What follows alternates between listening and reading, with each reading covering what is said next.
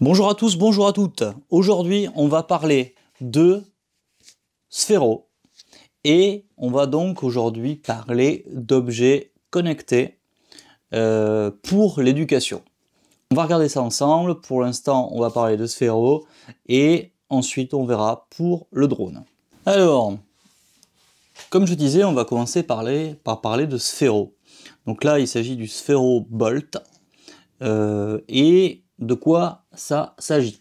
Concrètement, il s'agit d'une boule, qui est livrée donc avec son petit socle de recharge, et qui peut donc être guidée. Vous voyez, il est équipé, je ne sais pas si on peut bien le voir correctement, il est équipé d'un gyroscope, etc. Et en gros, grâce à un iPad ou quoi que ce soit, il peut être guidé. À gauche, là, j'ai à mon iPad, et grâce à ça, je vais pouvoir le guider. Donc, le faire avancer, le faire reculer, etc. Hop. Le faire changer de couleur, pas si vous allez correctement voir.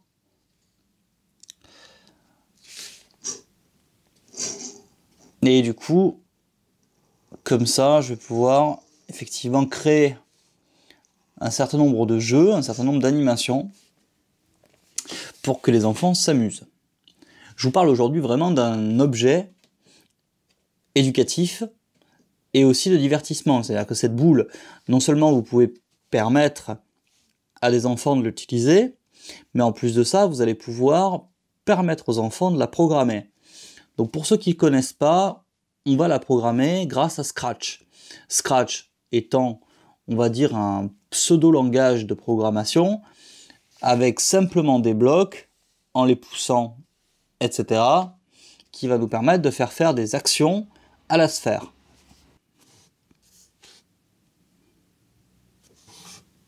Un nouveau programme,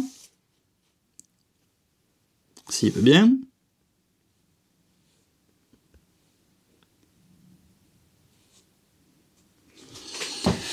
Voilà. Et là, comme vous pouvez le voir, désolé si vous entendez des bruits un petit peu à côté, comme vous pouvez le voir, je vais pouvoir déposer des blocs, comme ça,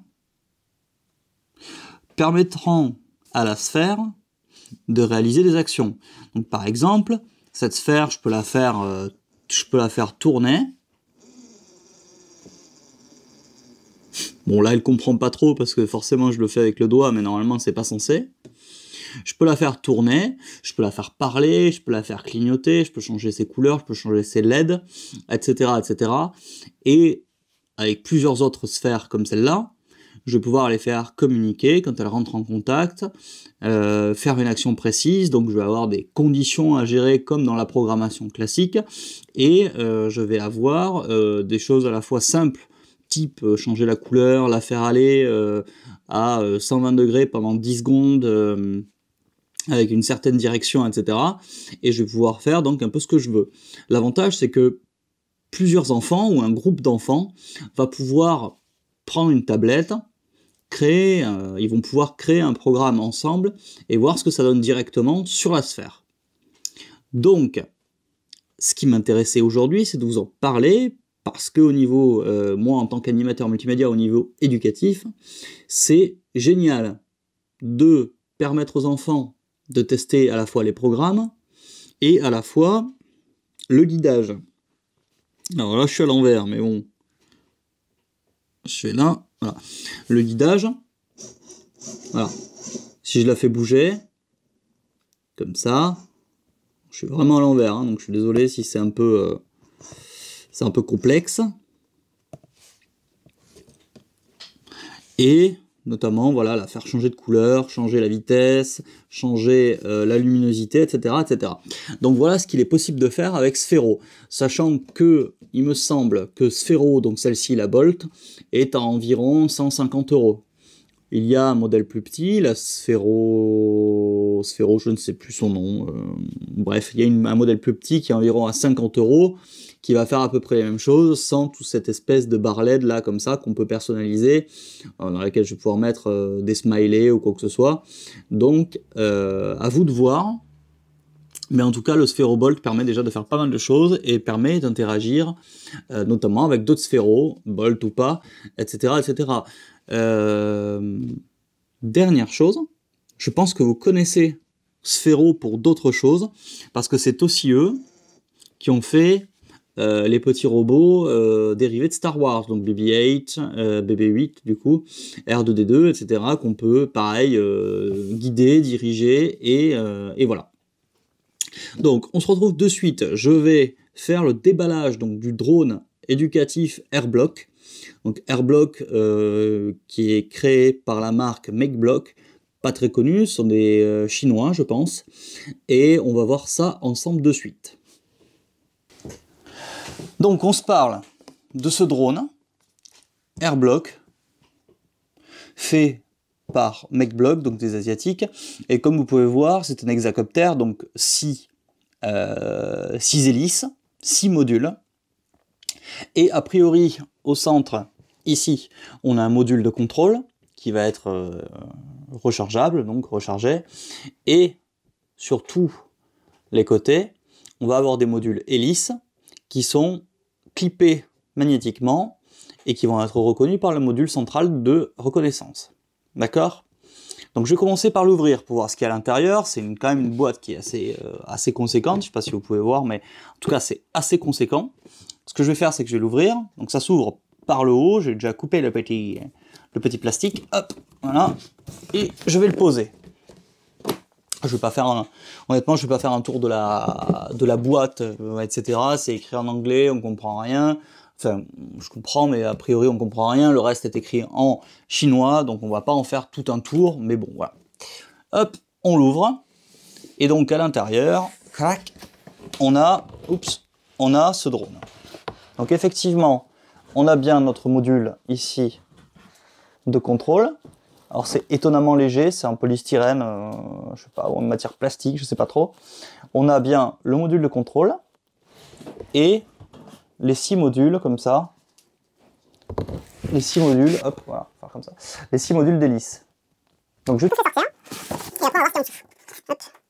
Hop, hop, hop, hop,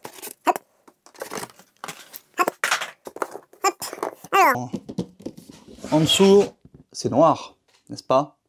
Donc en dessous, on va avoir, voilà, une enveloppe, c'est des cadeaux peut-être, je ne sais pas, qui va contenir un manuel d'instruction qui est en français, c'est pas mal, et des stickers. Alors, on va essayer de montrer ça. À l'intérieur, je vais avoir une base comme ça, pareil, polystyrène. Voilà, je vais essayer de vous la montrer correctement. Aïe. Je vais essayer de vous la montrer correctement. ASMR polystyrène, n'est-ce pas? Donc, une base polystyrène, c'est du polystyrène, hein, donc c'est vraiment hyper léger. Je vous expliquerai à quoi ça sert un peu plus tard. Et ensuite, on va avoir tout plein de protection d'hélice. Encore une fois, le but de ce drone, en tout cas pour moi, c'est de m'en servir au niveau éducatif, notamment avec les enfants. Donc je peux vous assurer que les petites protections d'hélice qui vont aller, hop, comme ça, sur les hélices, vont être mises à chaque bloc. Donc je ferai ça après. Ensuite, on a quoi? On a la batterie, c'est un drone qui est rechargeable, il ne marche pas à pile, donc il y a une batterie ici rechargeable, qu'on viendra enclencher dans le module de contrôle. Voilà, je vais pas le faire, si je vais le faire, non je vais pas le faire. Je le ferai tout à l'heure, et qu'on viendra recharger. Et enfin, évidemment, le câble de recharge. Donc voilà ce qu'il y a dans la boîte de ce drone programmable. Finalement, la boîte est plus lourde que le reste du drone. Et voilà, alors ça, je vous expliquerai après. Mais en gros, selon la manière dont on va mettre les hélices dedans, hop, selon la manière dont on va mettre les hélices dedans, ça va pouvoir faire un overboard. Donc c'est-à-dire un véhicule qui va se déplacer sur le sol et grâce à l'air, en fait, va flotter sur le sol et avancer, reculer. Enfin, on lui fera faire un peu ce qu'on veut.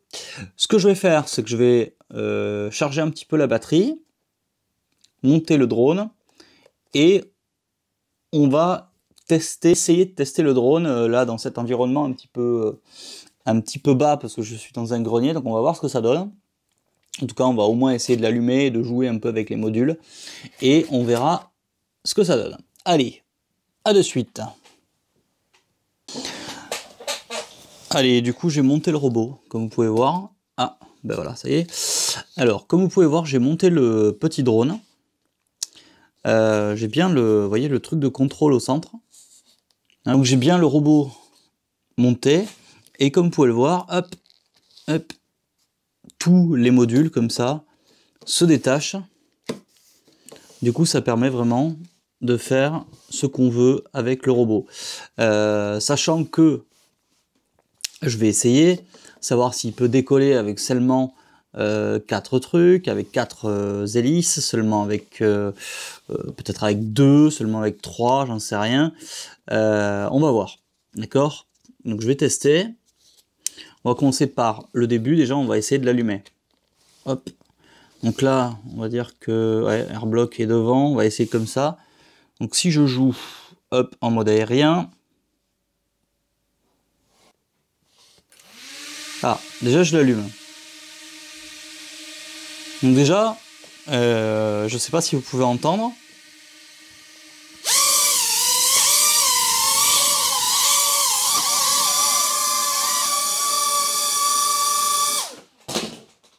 Voilà.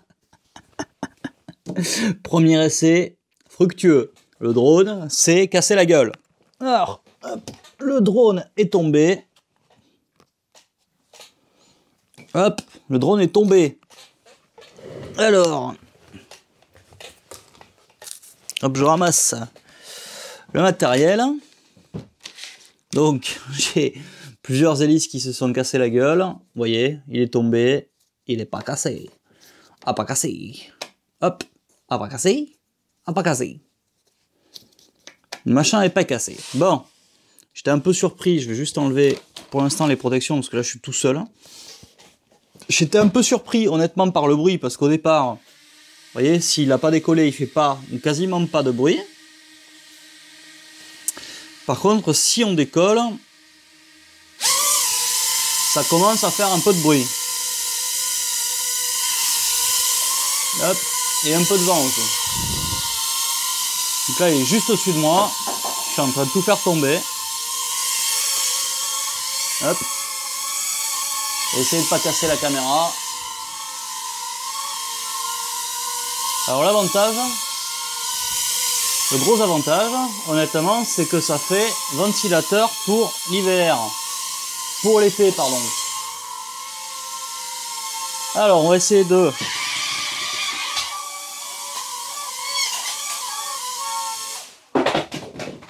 Voilà, on l'a éteint.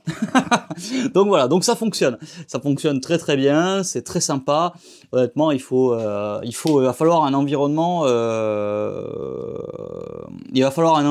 honnêtement plus large pour tester correctement le robot. Alors hop, hop, il va pas décoller, il va essayer de casser ma caméra, très bien, parfait, bonne nouvelle.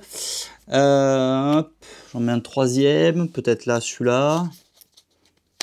Hop, parce que là ça va décoller.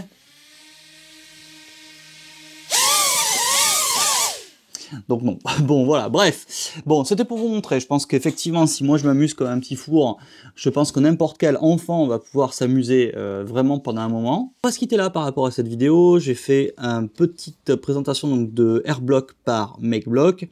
Peut-être que je vous ferai peut-être un retour un peu plus tard quand je l'aurai testé avec le public ciblé, donc avec des enfants, pour voir ce que ça donne et ce qu'ils en pensent.